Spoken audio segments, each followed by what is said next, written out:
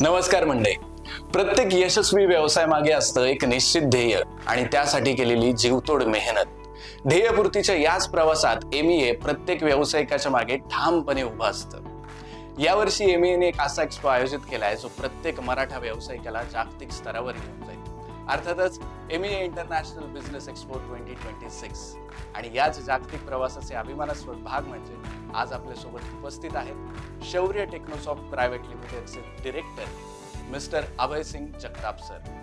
Sir नमस्कार. नमस्कार. Sir, आपला व्यवसाय नक्की काय आहे आणि या व्यवसायाची सुरुवात कशी झाली? माझ्या कंपनीचं नाव आहे शौर्य टेक्नोसॉफ्ट प्रायव्हेट लिमिटेड आणि या कंपनीची स्थापना 2013 साली झाली. जवळपास 12 वर्ष या कंपनीला झाली.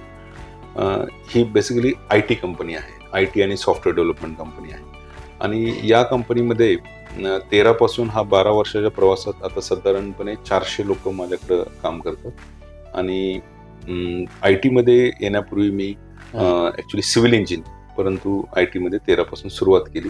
आता 400 लोक काम करतात आणि आम्ही AI टेक्नॉलॉजी आणि मल्टिपल डोमेन मध्ये आहे. गव्हर्नन्स असेल, बाकीच्या सर्व डोमेन्स मध्ये आहे. सर, या व्यवसायाची सुरुवात करताना नक्की काय चॅलेंजेस आले तुम्हाला? या व्यवसायाची सुरुवात तशी तर त्याची बॅकग्राऊंड 2009 पासून आहे. 2009 ला आम्ही इब्रेन सोल्युशन नावाने कंपनी सुरू केली होती. एक पार्टनरशिप फर्म होती.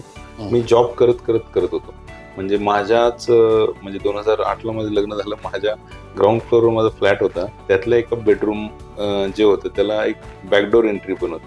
ते बेडरूम आम्ही ऑफिसमध्ये कन्वर्ट केलं होतं आणि तिथून आमचा प्रवास सुरू झाला आणि त्या बेडरूम मध्ये 2 डेव्हलपर ठेवून 2009 साली आम्ही या कंपनीची सुरुवात केली आणि तेव्हापासून मी हा सुरू झालेला प्रवास आहे.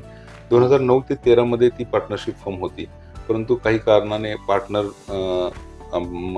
हे झाले, पार्टनरशिप ब्रेक झाली आणि त्यानंतर मी शौर्य टेक्नोसॉफ्ट प्रायव्हेट लिमिटेड ही माझी स्वतःची प्रायव्हेट लिमिटेड कंपनी 2013 ला रजिस्टर केली आणि मग 13 पासून हा पुढचा प्रवास. सुरुवातीला तुमचा प्रश्न काय होता? चॅलेंजेस.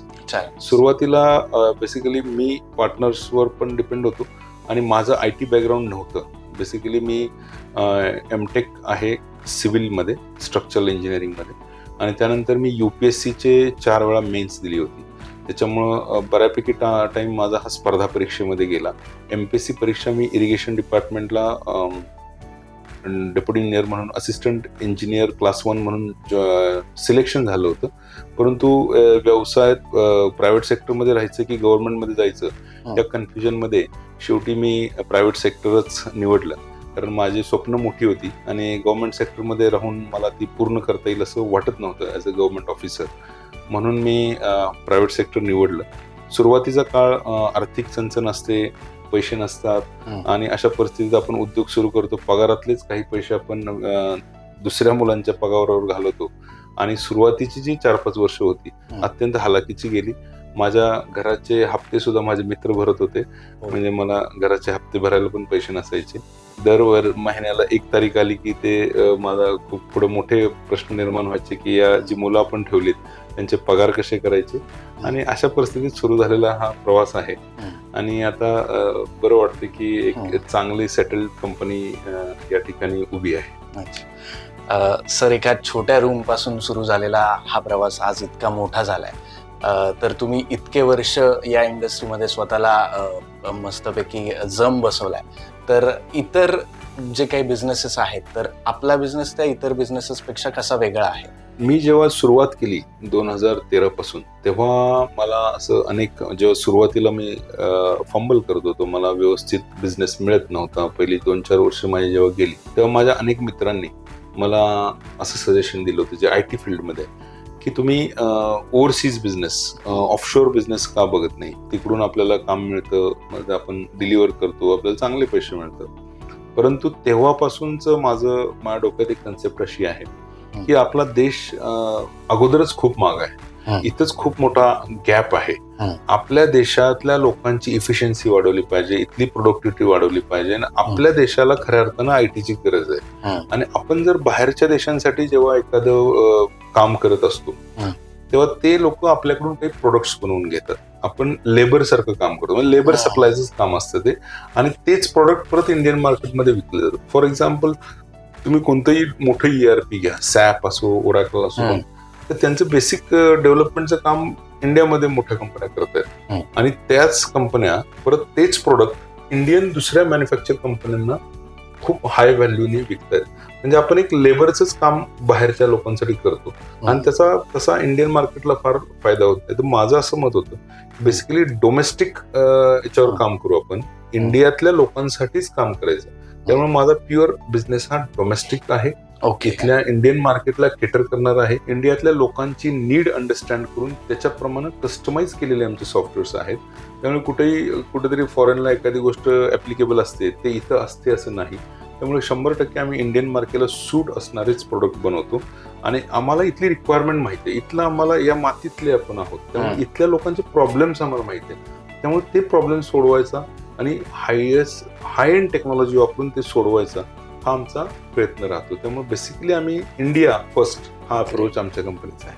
अच्छा सर, तुम्ही इतके वर्ष झाले या इंडस्ट्रीमध्ये आहात, तर इतर काही तरुण या इंडस्ट्रीमध्ये येऊ पाहत आहेत, बिझनेस करू पाहत आहेत, तर त्यांना तुम्ही काय सल्ला द्या? आता जग पूर्ण बदललेलं आहे. म्हणजे मी 2013 पासून आता 2026 पर्यंत 12-13 वर्षाचा प्रवास झाला. तर त्यावेळची इंडस्ट्री आणि मागच्या 2 वर्षापूर्वीची इंडस्ट्री पूर्ण वेगळी होती. म्हणजे कोविडमध्ये प्रचंड ट्रान्सफॉर्मेशन आपण बघितलं. त्याच्यानंतर आता AI मुळे प्रचंड ट्रान्सफॉर्मेशन बघितलेलं आहे. त्यामुळे आता IT इंडस्ट्री कम्प्लिटली चेंज झालेली आहे आणि हे डे टू डे चेंज होत आहेत. म्हणजे मागच्या वर्षी जे ऍप्लिकेबल होतं ते यावर्षी ऍप्लिकेबल नाहीये. त्यामुळे युवकांना किंवा नवीन एंटरप्रिनरला माझा हा सल्ला राहील की जगाबरोबर अपडेट राहा आणि जे लेटेस्ट आणि बेस्ट आहे ते करायचा प्रयत्न करा आणि इनोव्हेट करा. स्वतःवर विश्वास प्रचंड ठेवा. मुळात आपण असं वाटतं आपल्याला US मध्ये टॅलेंट आहे, इकडे जपान, असं काही नाहीये. आपण खूप हुशार आहोत, फक्त आपल्याला माहित नाही की आपण हुशार आहोत.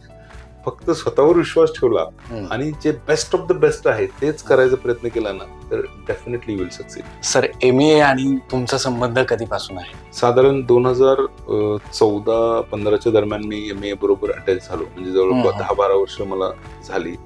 MEA त्यावेळी नुकतंच सुरू होऊन 1-2 वर्ष झाले असतील मला वाटतं. तर तेव्हापासून मी MEA बरोबर आहे आणि MEAच्या बऱ्यापैकी ऍक्टिव्हिटीमध्ये मी भाग घेतो.